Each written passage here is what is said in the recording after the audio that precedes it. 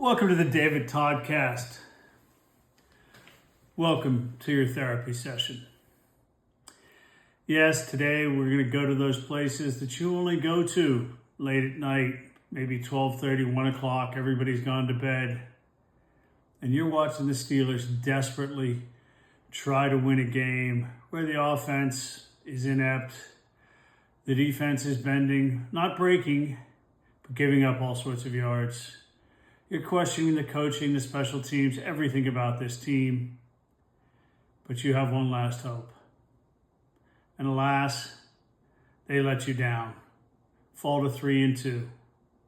And you curse the TV. You're so angry, you can't get to sleep. Make yourself comfortable on the couch and let's talk about it on the David Toddcast. Yeah, here we are. 3-2. My God, that was ugly. It was all sorts of things. It was exciting if coming down to the last 20 seconds is what you're looking for. But another massively disappointing performance from the Steelers. You know who the winner was last night? I'll tell you. If I gave you 100 guesses, you wouldn't get it. The winner, Barbara Todd. Yes, my mother, the matriarch of the Todd family. Mrs. Todd decided the rain delay, the weather delay was too much, and she was going to go to bed at 10 o'clock. So she didn't stay up for 3 more hours and watch the Steelers lose 20-17 last night to the Dallas Cowboys and fall to 3-2 in a performance that after the game, I saw a lot of people trying to make a decision as to who was responsible for that Steelers loss. Let me tell you who was responsible. All of them. All of them.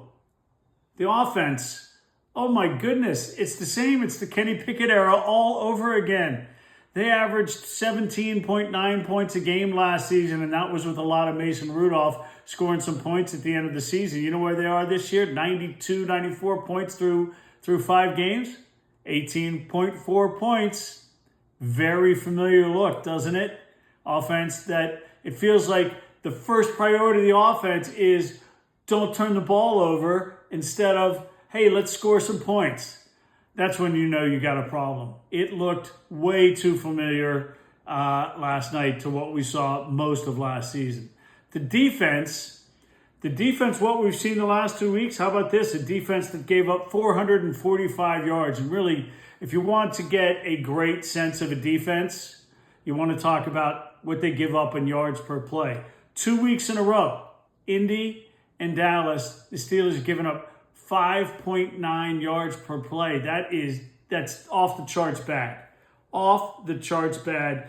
Just for as a comparison, the Steelers averaged 4.0 yards per play themselves last night. Special teams, you know, it's hard to get too much on the special teams last night. Waitman was okay. Boswell made his field goal. But special teams right out of the chute, when it feels like Bos can kick it out of the end zone every time he wants. A return gets the ball to the 38. A 5-yard penalty on the opening kickoff gives the Cowboys the ball in the 43 to start. And the one guy who might have a bigger leg than Bos in the NFL, a guy who's challenging for All-Pro, Brandon Aubrey, boom, bangs went through from 55 yards, and the Steelers are down 3-0 to start the game. So chalk one up for special teams and coaching. Well, you know, everybody's favorite punching bag is Mike Tomlin when things aren't going well, and there's plenty to criticize about what we saw from the Steelers coaching last night. So let's get into all of it. So thanks again for being with me. We are on the couch today. You can follow me on Twitter at David M. Todd. Please share this podcast widely with your friends, your enemies, anybody you know. And if you could make comments and and down below in the YouTube section of this, I'd appreciate it.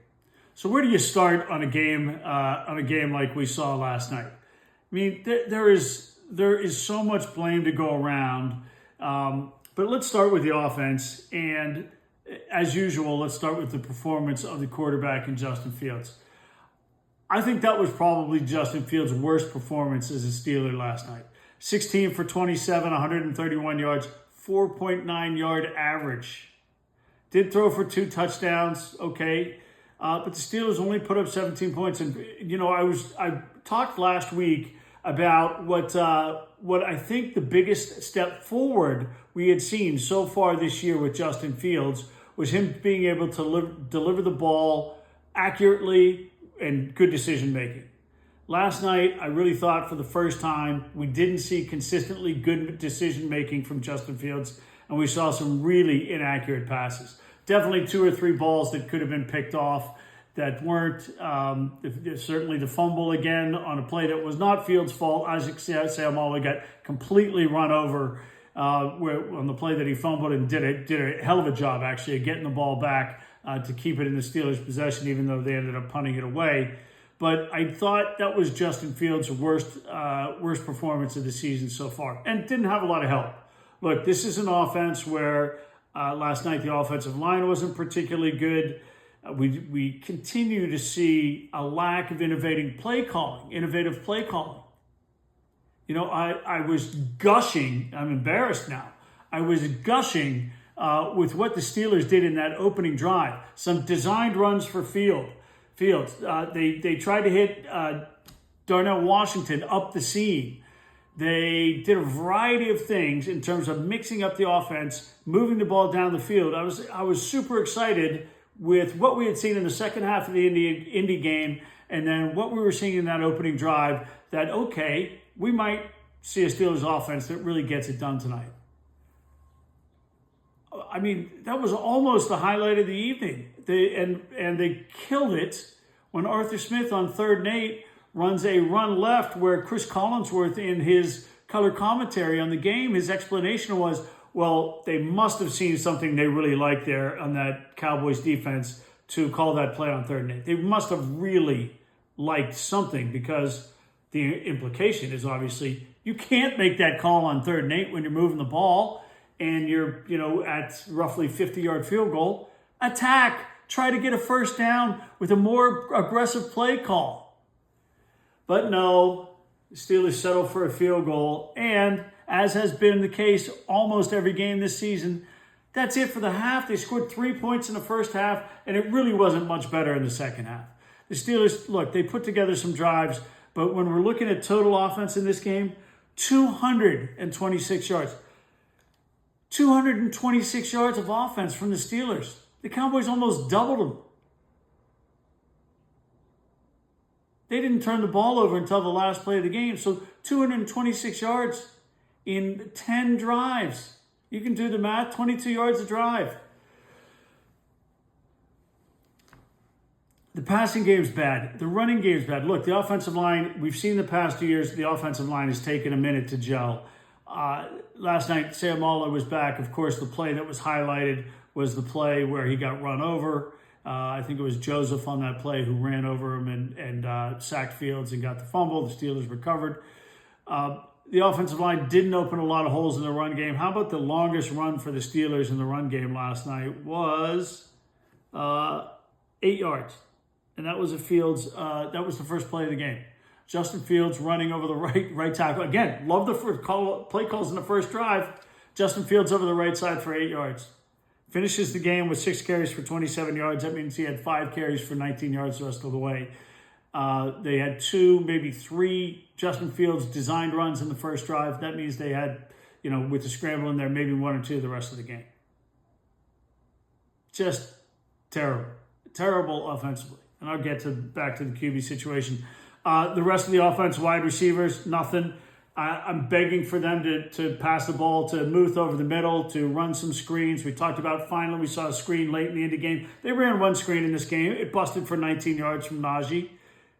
20 yards actually, 20 yards. It was the Steelers' second longest pass play of the game, along with the 21-yard pass to Pickens on the sideline, where the Steelers got the benefit of a personal foul call as well, with 2 fouls on the defense. The Steelers' longest pass play of the game last night was that 21-yarder to Pickens. The Cowboys had 5 different players catch a ball and gain more than 22 yards. 5 different guys. And 4 of those were for 27 or more yards. The Steelers' longest play of the game, 21 yards to Pickens. They had the screen pass to Najee for 20. And they had a 19-yard play to Pat Freiermuth, which was when Kyle Allen came in and threw the ball right up the middle. My goodness, it is absolutely incredible to me that we see things like that. A guy who has not taken a rep on the sideline, a guy who has to come in because Justin Fields took a hell of a shot, by the way, and kudos to Fields for being as tough as he is. He's a tough dude. But Kyle Allen comes in, boom, throw one right up the middle to Pat Freiermuth for 19 yards, and the offense is moving. And they end up completing, I think Fields comes back in, completes 4 more passes. It was the best drive of the game for the Steelers. But my goodness, you have 10 drives. You can only do that once or twice a game? Not good. Not good. Okay, the defense. I don't know what to make of the defense. We have now seen, as I said, we've seen them give up 404 yards to Indy last week, 445 yards this week, 445 yards, and in both games, 5.9 yards of play. Now, look, I'll give the defense credit because it was absolutely a story of bend, not break last night, and it looked like it was going to be enough. They were making big plays at the biggest moments. And there is something to be said for that. Look, the reason they lost the Indy game is they didn't make any of those splash defensive plays.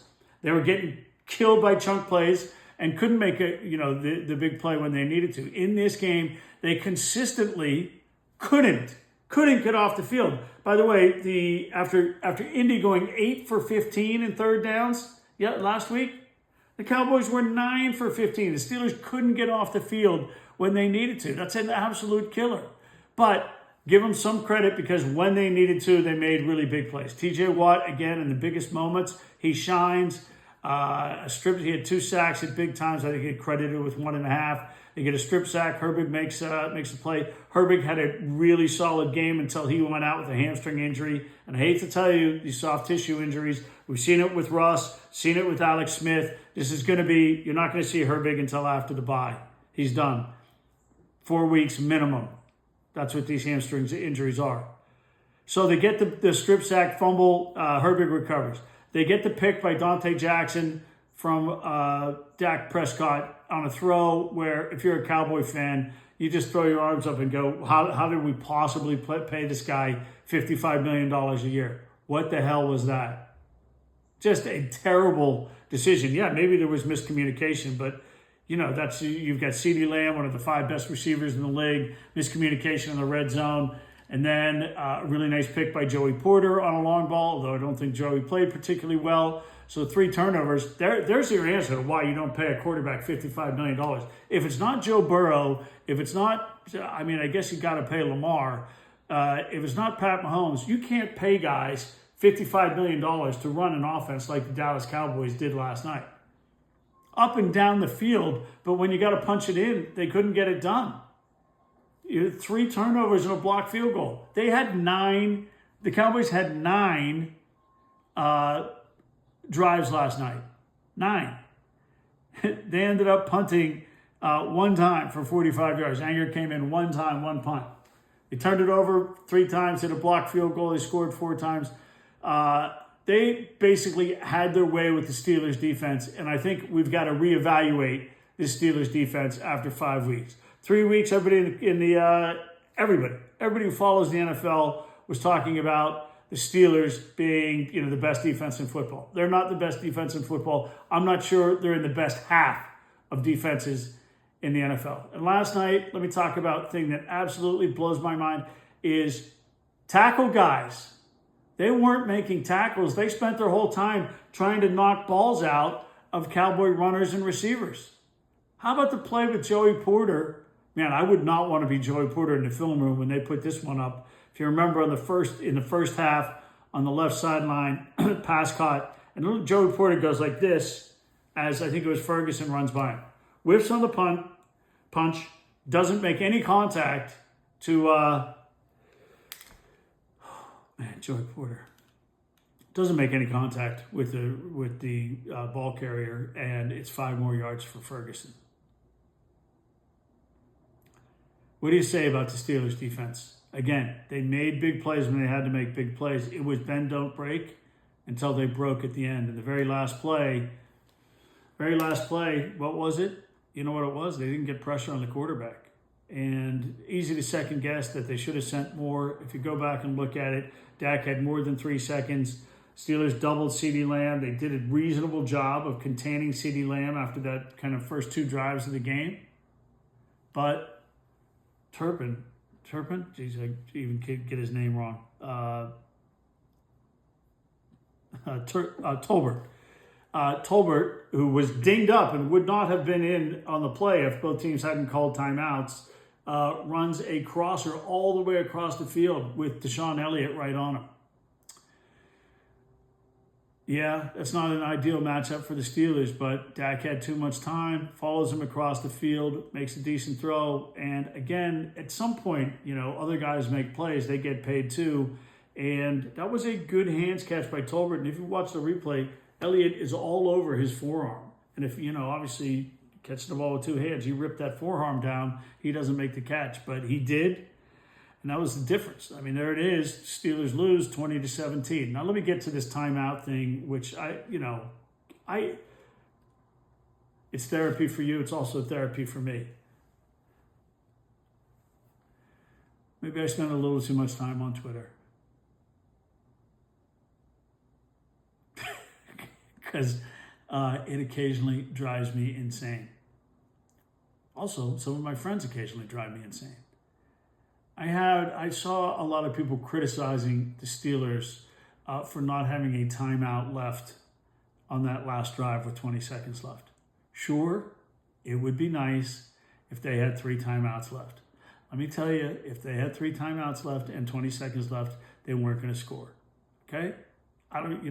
Boz would have had to kick an 80-yard field goal to tie it. They weren't going to score with 20 seconds left. I don't care how many timeouts you gave them. So let me tell you something. They used 2 of those second half timeouts. One was a 4th and 1 play inside Dallas territory, where one of the things the Steelers have been completely incapable of this year is converting on 4th downs. It's a disaster. You know what they did? They lined up. Dallas bunched really tight together. The Steelers called timeout. You know what that was? That was a good decision. That was a good timeout call. And you know what they did? They ran a play. Najee busted it over left tackle, got 2 yards. They got a first down. They scored a touchdown. Yes, it's nice to have timeouts at the end of the game, but it's also nice to have the end of the game matter so that timeouts are relevant, right? So that was a good use of the timeout. You know when they used their last timeout? The last play of the game that the Cowboys had on 4th down? Holy cow. Of course, people are like, oh, they shouldn't have used the timeout there. You know what happens there if they make the stop? They win the game. The margin of victory in that game is that play. That play, of course. If you don't feel like, you saw Patrick Queen running around with a chicken, like a chicken with his head cut off, call the timeout and make sure you're in the defense you want on the last play. And they were. And you know what? Again, as Heinz Ward say, I got to take my hat off and hand it to him. The Cowboys made the play, the Steelers didn't, and they won the game. But that's absolutely the right time to use a timeout. What are you saving a timeout for? If you make the play right there, you win the game. If you don't, you probably lose the game. That timeout's not going to make the difference with 20 seconds left. So can we stop with the timeouts? Okay? Stop with the timeouts. It wasn't a game management thing. Those were 2 excellent uses of timeouts in the second half. But the Steelers coaching. Again, I'm not sure who this is therapy for, you or me.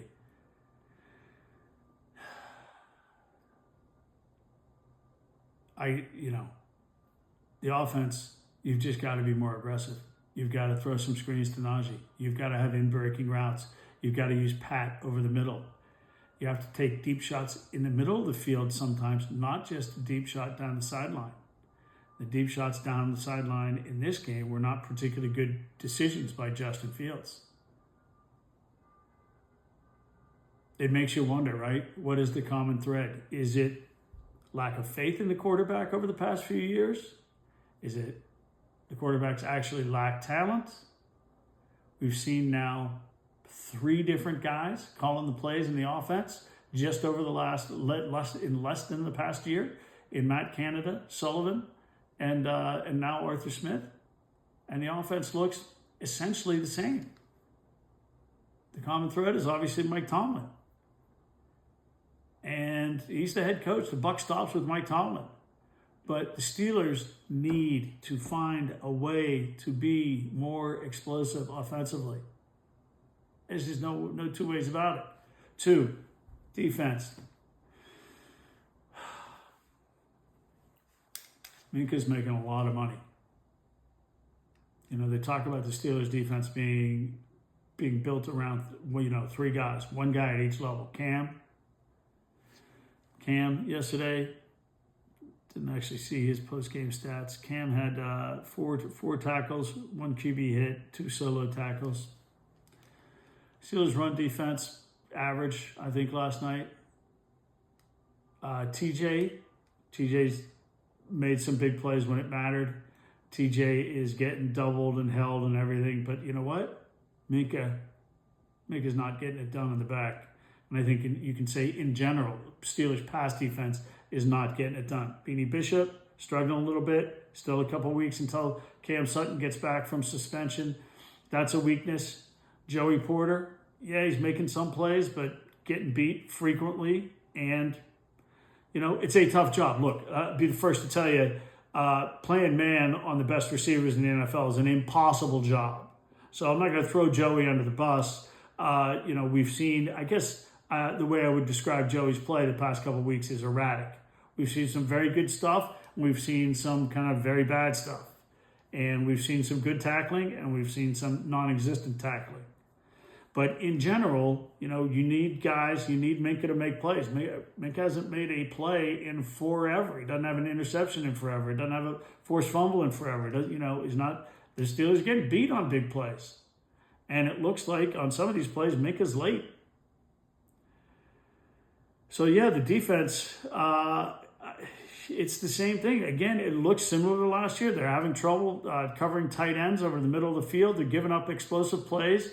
And the reality is they got 3 turnovers, so I'll give them all the credit in the world for that. They stopped drives, but they're not getting enough pressure on the quarterback. And didn't last week and didn't this week with only 2 sacks. They were big sacks, but only 2 sacks. And in the biggest play of the game, they didn't get pressure on Dak. He had more than 3 seconds to make the play to win it. The quarterback situation. Well, you may not like it, but it's time. The Steelers signed Russell Wilson to be QB1. It's been 5 weeks. It'll be 5 weeks, I think, tomorrow or maybe on Wednesday since Russ has been hurt. His injury, typically we talk about it, 4 to 6 week type of thing. I would think if Russ is 100%, and I don't know that he'll be 100%. And if he's not a full go at Wednesday's practice, I'm going to take this back. But I told you this last week. At some point, the Steelers need to see what they have in Russell Wilson. And I think we've reached that point. They signed Russ to be QB1. That's what they signed him to be. And while we've seen some good things from Justin Fields, we have not seen enough to say Justin Fields is a guy who can take you deep in the playoffs. Now, that's not all on Justin Fields. He doesn't have a great receiving core. He doesn't have a great offensive line. He doesn't have a great running game. Got it. But what we've seen from Justin Fields is Justin Fields, who's been a little bit better with the turnover, not turning the ball over than he was in Chicago, but he's also been a little less with the legs, and he's not putting up big passing numbers. And it's an offense that isn't putting up points. And I don't look at this as much as a benching of Justin Fields as I do Russ was signed to be QB1. Russ is now healthy. And let's see what you have at the quarterback position with Russell Wilson. I think it's time. So, how are you feeling? Has this therapy session soothed your nerves a little bit? Yeah, hasn't really soothed mine either. It's the good and bad of the NFL. Now you got to wait 168 hours till they kick it off in Las Vegas. I guess we're almost minus 24 of those. Another 150 hours till they kick it off in Vegas. We'll see what Mike says tomorrow. I think, unfortunately, we're going to have bad news on the injury front with Nick Herbig. I think we will have some good news, hopefully, on Cordero Patterson and Jalen Warren, because the Steelers certainly need more playmakers and more explosion in their offense. And then as the week goes on, we'll see if they make a decision at the quarterback position. Good thing is, the AFC North is there for the taking. Ravens 3-2. The Browns look terrible. Season's over. The Bengals are a good team, but they're 1-4. The Steelers still have a 2-game lead on them. But that was a tough one last night. Can you imagine if you were a Cowboy fan last night and on that fourth down play, the Steelers make a play? You say, man, we kicked their butts up and down the field the entire game, and Dak screwed it up. Our $55 million quarterback screwed it up, and we lost that game. Oh, my goodness. I think it might be worse if you were a Cowboy fan and losing that game. The Steelers, you go, look, we got our butts kicked and had a chance to win in the last play of the game. Cowboys, like, we kicked their butts up and down the field, and we almost lost that game because our quarterback was incompetent on a couple, 3 turnovers, a field goal block. Oh, I'm not sure who's in a better position. They're both 3-2. They're going to play a not very good Raiders team, but right now, I'm not sure the Steelers are a very good team either. But I hope you got your money's worth on the therapy couch and the David Toddcast. Thanks for being with me. Again, at David M. Todd on Twitter. Please like and pass around to all your friends. We'll be back with you soon. Take care.